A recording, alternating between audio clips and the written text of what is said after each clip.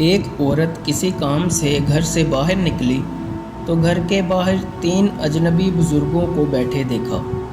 عورت کہنے لگی، میں آپ لوگوں کو جانتی نہیں، لیکن لگتا ہے کہ آپ لوگ بھوکے ہیں۔ چلے اندر چلیں، میں آپ لوگوں کو کھانا دیتی ہوں۔ ان بزرگوں نے پوچھا، کیا گھر کا مالک موجود ہے؟ عورت کہنے لگی، نہیں، وہ گھر پہ موجود نہیں ہے۔ انہوں نے کہا، تو پھر ہم اندر نہیں جائیں گے۔ رات کو جب اس عورت کا خاوند گھر آیا تو عورت نے اسے سارے معاملے کی خبر دی۔ وہ کہنے لگا، انہیں اندر لے کر آؤ۔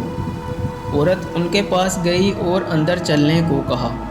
انہوں نے جواب دیا، ہم تینوں ایک ساتھ اندر نہیں جا سکتے۔ عورت نے پوچھا، وہ کیوں؟ ان میں سے ایک یہ کہتے ہوئے وضاحت کرنے لگا کہ اس کا نام مال ہے، اور اپنے ایک ساتھی کی طرف اشارہ کیا، اور اس کا نام کامیابی ہے، اور تیسرے کی طرف اشارہ کیا، اور اس کا نام محبت ہے۔ یہ کہتے ہوئے بات مکمل کی کہ جاؤ اپنے خاوند کے پاس جاؤ اور مشورہ کر لو کہ ہم میں سے کون اندر آئے۔ عورت نے اندر جا کر خاوند کو سارا ماجرا سنایا۔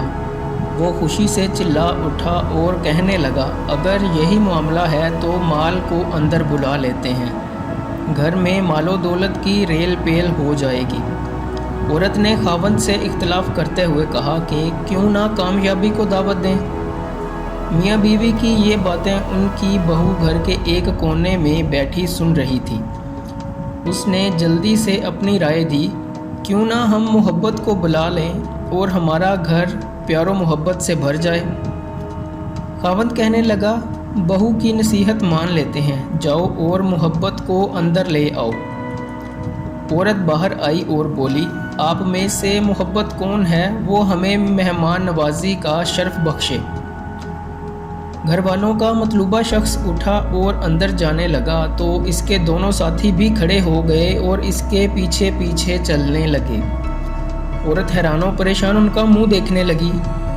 عورت نے مال اور کامیابی سے کہا، میں نے تو صرف محبت کو دعوت دی تھی، آپ دونوں کیوں ساتھ جا رہے ہیں؟